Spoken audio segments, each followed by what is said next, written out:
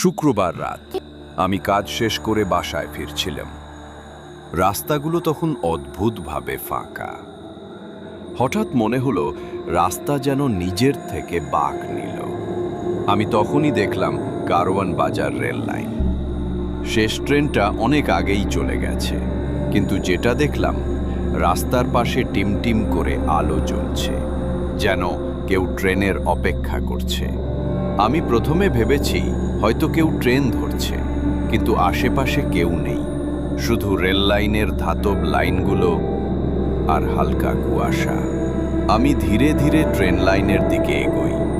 হঠাৎ দূর থেকে ট্রেনের শব্দ। আমার গলা শুকিয়ে গেল, কারণ শেষ ট্রেনটা তো চলে গেছে। তবে আমার হৃদয় যেন আমাকে বলছে, যাও, দেখো এটা কি। আমি আরও এগোলাম।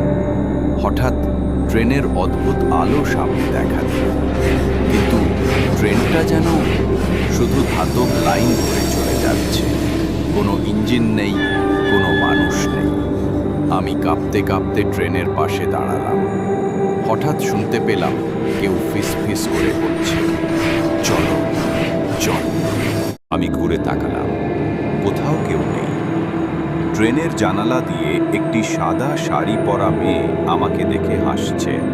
চোখগুলো অদ্ভুতভাবে কালো, মুখের হেসে ওঠা হাসিটা খুব ভয়ঙ্কর। আমি পশ্চাৎ ফিরতে চাইলাম, কিন্তু আমার পা আর কাজ করছিল না। মনে হলো ট্রেনটা যেন আমাকে টেনে নিচ্ছে। মেয়েটি ধীরে ধীরে ট্রেনের দরজা খুলল। এসো, আমার সাথে চলো।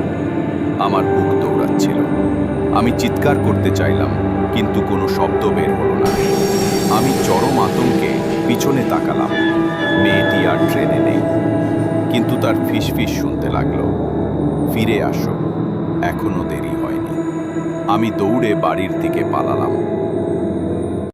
পরের দিন সকালে আমি রেল লাইনে ফিরে দেখলাম সেই ট্রেন নেই, সেই মেয়েটিও নেই। শুধু ধুলো জমা রেল লাইন আর আমার পায়ের চিহ্ন, যা হঠাৎ অদৃশ্য হয়ে গেছে। আজও আমি শুক্রবার রাতের পর সেখানে যেতে চাই না, কারণ শুনেছি কেউ যদি সেই ট্রেন ধরে আর ফিরে আসে না,